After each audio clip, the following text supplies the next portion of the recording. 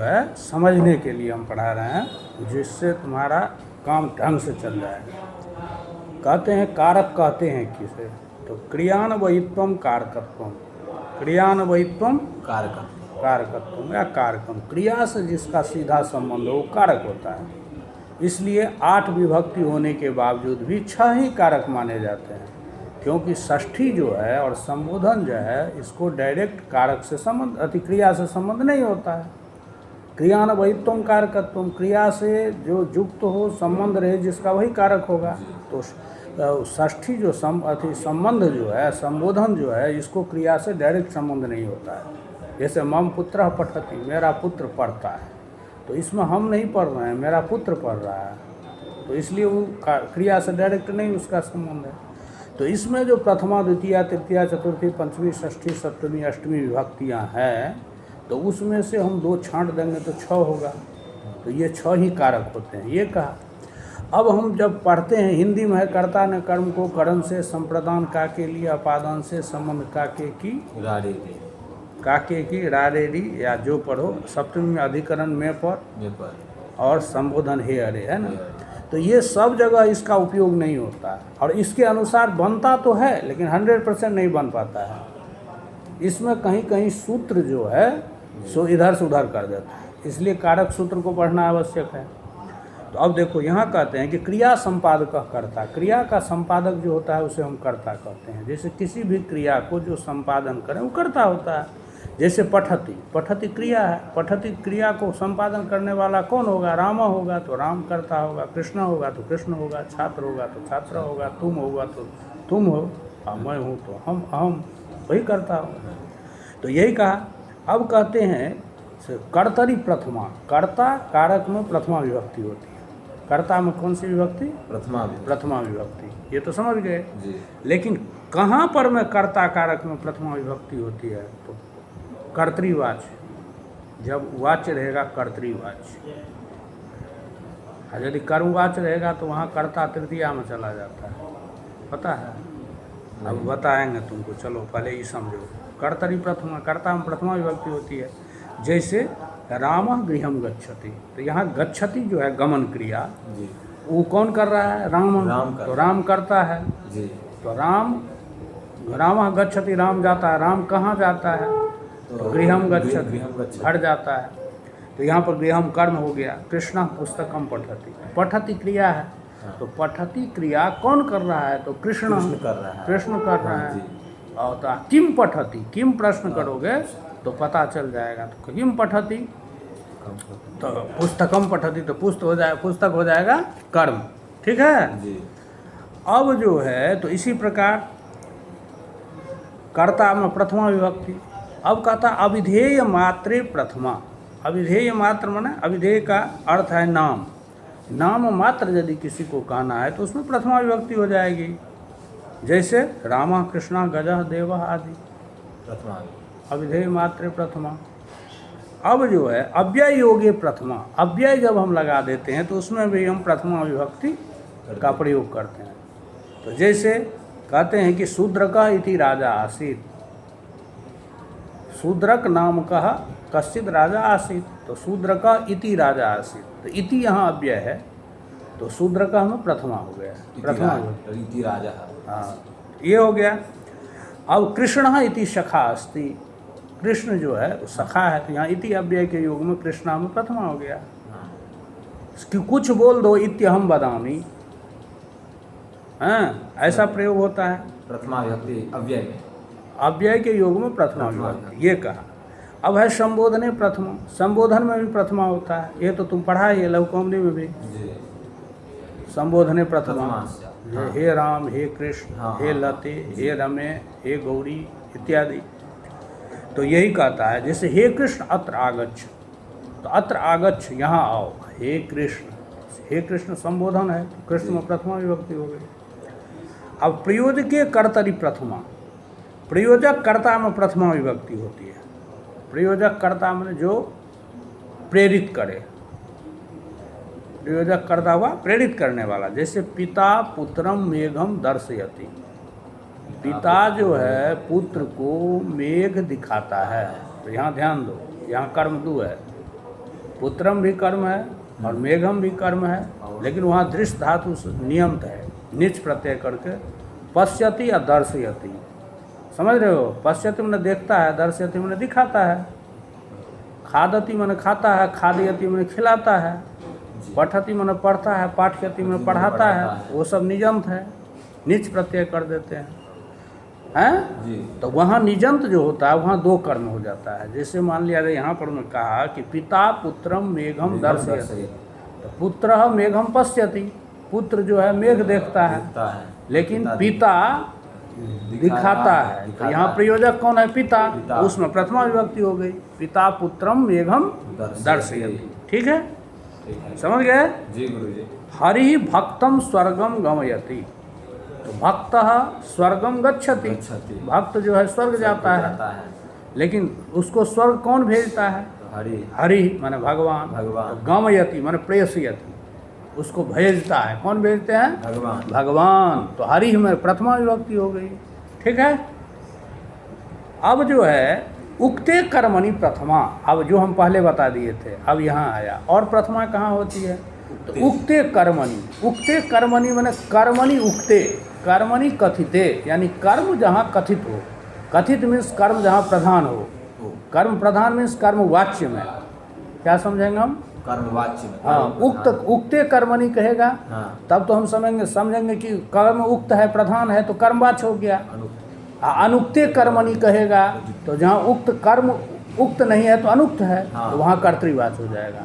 ठीक है, तो यहाँ का उक्ते कर्मणि प्रथमा, कर्मणि उक्ते सति, कर्म उक्त यदि हो, यानी कर्म वाच्य में कर्ता प्रथमा विभक्ति में होती है, प्रथमा विभक्ति कर्म में प्रथमा विभक्ति होती है, कर्ता में नहीं। कर्ता में तो तृतीया हो जाती है, कर्मवाच्य में कर्ता में तृतीया और कर्म में प्रथमा।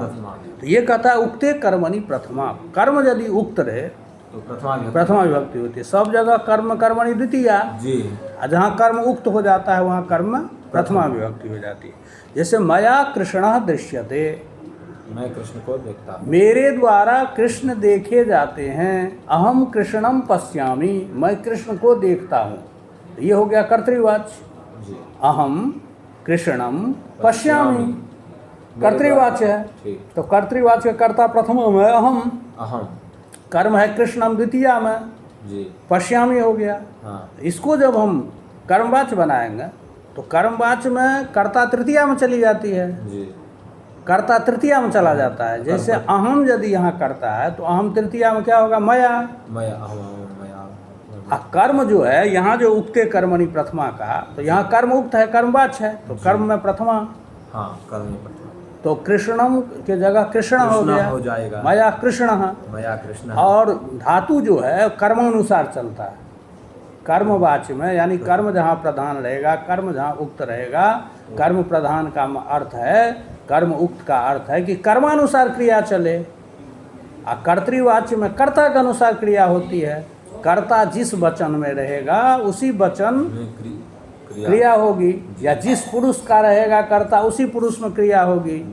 उसी तरह कर्मवाच्य में कर्म प्रधान हो जाने पर कर्म जो है जिस वचन में रहे या जिस पुरुष में रहे तो क्रिया भी उसी वचन और उसी पुरुष के अनुसार, यानी कर्मवाच्य में कर्म के अनुसार क्रिया और कर्तृवाच्य में कर्ता के अनुसार क्रिया। और कर्मवाच्य और कर्तृवाच्य में भेद समझा? कर्मवाच्य में कर्म के अनुसार क्रिया, और कर्तृवाच्य में कर्ता के अनुसार क्रिया। अब उदाहरणार्थ अहम कृष्णम पश्यामि, ये कर्तृवाच्य है ना? तो इसमें अहम जो है क्या है? कर्ता है, मैं कर्ता। तो कर्ता प्रथमा में है, कृष्णम द्वितीया है, कर्म है, कर्मणि द्वितीया। और कर्तरी प्रथमा से अहम में प्रथमा हो गया अहम, और कर्मणि द्वितीया से कृष्णम में द्वितीया। और क्रिया हो गई अहम के अनुसार। तो पश्यामि उत्तम पुरुष एक वचन अहम है ना, उत्तम पुरुष एक वचन है, तो उसके अनुसार क्रिया हुई, तो अहम कृष्णम पश्यामि हो गया। इसको जब हम कर्मवाच्य बनाएंगे तो कर्ता को हम तृतीया में रख देंगे, तो अहम का मया हो जाएगा। और कृष्णम जो कर्म है उसमें प्रथमा हो जाएगा, तो कृष्णा हो जाएगा। और कृष्ण है थर्ड पर्सन, अन्य पुरुष है, तो मूल धातु से यक प्रत्यय करते हैं, यह बचता है, आत्मनेपदी हो जाता है, तो दृश्य धातु मूल है। कर्मवाच्य में मूल धातु से हम यक प्रत्यय करते हैं, यक में य बचता है जी। तो दृश्य धातु मूल है, दृश्य का पस आदेश होता है, हैं? तो दृश्य मूल हुआ, उसमें यक किए तो दृश्य हुआ, दृश्य। आत्मनेपदी कर दिए तो दृश्यते हो गया। तो ये दृश्यते हो गया थर्ड पर्सन माने अन्य पुरुष का, उत्तम पुरुष में दृश्य होता, तो यहाँ कृष्ण के अनुसार होगा, मया कृष्ण दृश्यते। ठीक है, इसे बना तेन हरि सेव्यते, सह हरिम सेवते, सेव धातु आत्मनेपदी है, तो सह हरिम सेवते, वह जो है भगवान की सेवा करता है, ये कर्तृवाच हो गया। तो सह हो गया प्रथमा, हाँ। हरिम में द्वितीया, कर्मणि द्वितीया, हाँ। और सेवते जो है सो सह के अनुसार चला। अब इसको कर्मवाच्य जब बनाए तो सह का तृतीया एक वचन क्या हो जाएगा, सह तौ ते तम तौ ताम तेन, तो तेन हाँ। हरि हरि सेव्यते, हरि के अनुसार हो जाएगा। हरि एक वचन में है, थर्ड पर्सन में है, हाँ। तो सेव मूल धातु है, उससे यक किए य बचा, आत्मनेपद कर दिए, सेव्यते बन गया। ठीक है। अब जो है इसके अनुसार तुमको यहाँ बहुत सारा उदाहरण दिया है। राम विद्यालयम गच्छति, तो राम विद्यालय जाता है, दे दिया है, हिंदी भी और अथी भी, संस्कृत भी। ठीक है, हल्का हल्का है। मोहन क्षेत्रे धावती, मोहन मैदान में दौड़ता है। अयम बालक अस्ति, यह बालक है, हिंदी में दिया भी है और बना भी दिया है। अब तुमको इसमें करना क्या है, तो जो इसमें कर्तृवाच्य में है उसको तो कर्मवाच्य में बदल देना। ठीक ठीक। और जो कर्मवाच्य में उसको तुम कर्तृवाच्य में बदल के लाना। ठीक है गुरुजी। तो इससे तुमको अभ्यास बनते जाएगा। ठीक है। एक हुआ। अब दूसरा इसमें हम बताते हैं कि कर्ता कारक तो हो गया जी। अब है कर्म कारक। कर्म कारक तो कहते हैं कि कर्म अति कर्तुरीप्सित तमम कर्म। कर्म कहते हैं किसको, कर्म किसको कहते हैं, तो कहते हैं कर्तुरीप्सित तमम कर्म। कर्तु माने कर्तु माने कर्ता के, इप्सित तमम, इप्सित तमम माने अत्यंत इप्सित, अत्यंत इप्सित जी। तो कर्ता के जो अत्यंत इप्सित हो हैं, हाँ। अत्यंत इच्छा जिस काम को करने में हो, या अत्यंत इष्ट जो हो, इप्सितम माने अत्यंत इष्ट, माने अत्यंत चाह जिस चीज़ का हो जी। उसको हम कर्म कहते हैं, उससे कर्म कारक कहते हैं। जी। और कर्मणि द्वितीया, कर्म में द्वितीया विभक्ति होती है, ये तो पता है जी। तो अब उदाहरण दिया, जैसे रमेशः पुस्तकम पठति, तो रमेश जो है पुस्तक पढ़ते हैं, है ना। हाँ। तो यहाँ पर में रमेश जो करता है उसको, उसका इप्सिततम क्या है, पुस्तक पढ़ना। पुस्तक पढ़ना, तो पुस्तक जो कर्म हो गया, हाँ कर्म, है ना। तो पुस्तकम में द्वितीया, कर्मणि द्वितीया से। हाँ। अब पठति कर्तृवाच है तो राम के अनुसार, रमेश के अनुसार चला, तो रमेशा पुस्तकम पठति बन गया, हाँ। हो गया। अब ये तो सामान्य नियम है कर्मणि द्वितीया का, कर्म समझ गया, ये तो समझना ये सामान्य नियम है। जी। अब इसमें कर्ता ने कर्म को, तो इसके अनुसार भी यहाँ द्वितीया हो जाएगा। जैसे हाँ। रमेशः पठति, हाँ तो रमेश, रमेशः किम पठति, तो पुस्तकम पठति, पुस्तक को पढ़ता है, तो जी। इससे नियम के अनुसार भी ये बन जाता है। जी। लेकिन अब एक सूत्र है, जैसे तुम बोला था अब नमः के योग में चतुर्थी कैसे हो जाता है, ये हो जाता है ना। हाँ। अब ऐसे ही एक है अभितः परितः सर्वतः योगे द्वितीया। हाँ। अब ये अभितः परितः और सर्वतः शब्द से योग यदि रहेगा तो उसमें द्वितीया विभक्ति होती है। क्या अभितः, क्या अभितः, अभितः क्या होता है, अभितः माने दोनों ओर, परितः माने चारों ओर, सर्वतः माने सभी ओर, उभयतः माने दोनों ओर। तो ये जो अभितः परितः सर्वतः उभयतः आदि है, इसके योग में द्वितीया विभक्ति हो जाती है। इसके योग में यदि तुम तीसरा विभक्ति कुछ कर दोगे तो गलती हो जाएगी। तो इसलिए इसको कारक पढ़ना अनिवार्य है। अब इसको उदाहरण देखो, जैसे कहते हैं कि ग्रामस्य अभितः पर्वता सन्ति, गांव के दोनों ओर पर्वत है, तो ग्रामस्य अभितः प्रयोग हो सकता है। हाँ। हैं? हाँ। ग्रामस्य, ग्राम के दोनों ओर पर्वत हैं। हाँ, तो उसके अनुसार हो जाएगा कर्ता ने कर्म का। लेकिन यहाँ गलती हो जाएगी। क्यों गलती हो जाएगी, तो चूंकि अभितः परितः समया हा इत्यादि योग में द्वितीया जी, है ना। हाँ। तो उससे द्वितीया होती है। तो यहाँ अभितः है तो ग्रामम अभितः, पर्वता सन्ति। यहाँ अभिता के योग में ग्राम शब्द में षष्ठी नहीं होकर द्वितीय विभक्ति हो गई। हाँ, ग्रामम अभितः पर्वता सन्ति। ग्रामम परितः नदी अस्ति। गांव के चारों ओर नदी है, हैं? हाँ। तो ग्रामस्य, हाँ, हाँ। अभितः या सर्वतः कर दो, ठीक, सर्वतः परितः कर दो, जी। तो यहाँ तो षष्ठी हो जाएगा उसके अनुसार, कर्ता ने कर्म के करण से इत्यादि अनुसार। लेकिन यहाँ अभितः परितः उभयतः नियम से यहाँ द्वितीय। तो इसको करेंगे ग्रामम सर्वतः। ग्रामम सर्वतः वृक्षाः सन्ति। गाँव के सभी ओर, तो ग्रामम द्वितीय सर्वतः के योग में। इसी प्रकार ग्रामम उभयतः पर्वताः सन्ति। गाँव के दोनों तरफ पर्वत हैं, तो यहाँ ग्राम से उभयतः कह सकते थे, लेकिन यहाँ अभितः परितः नियम से ग्राम में द्वितीय। ग्रामम उभयतः पर्वताः सन्ति। समझ गया? गुरु जी, महाविद्यालय के चारों ओर वृक्ष है। हाँ, तो महाविद्यालय से सर्वतः वृक्षाः सन्ति ऐसा प्रयोग कर सकते हो, कर्ता ने कर्म करण के अनुसार जी। लेकिन ये गलत हो जाएगा अभितः परितः सर्वतः नियम के अनुसार जी। तो महाविद्यालयम परितः वृक्षाः सन्ति ऐसा प्रयोग होगा शुद्ध। ठीक है? ठीक है गुरु जी। अब देखो, अब दूसरा सूत्र है इसमें, उसमें तुम अभी क्या है, फोटो खींचा है, यहीं तक रखेंगे। प्रत्यनुधिंग निक्षा अंतरा अंतरेण यावद्धि। ये सूत्र है। हाँ। कौन सूत्र है? प्रत्यनुधिंग निक्षांतरांतरेण यावद्धि। इसका अर्थ है कि प्रति, अनु, धिक, निक्षा, अंतरा, अंतरेण, यावत, इतने शब्द के योग में द्वितीय विभक्ति हो। इसीलिए न कहते हैं कि पंचदश दिनांकतः जी। पंचविंशति दिनांकम यावत। वहाँ यावत का प्रयोग किए तो दिनांकम द्वितीय ही होगा, वहाँ दिनांकात नहीं होगा।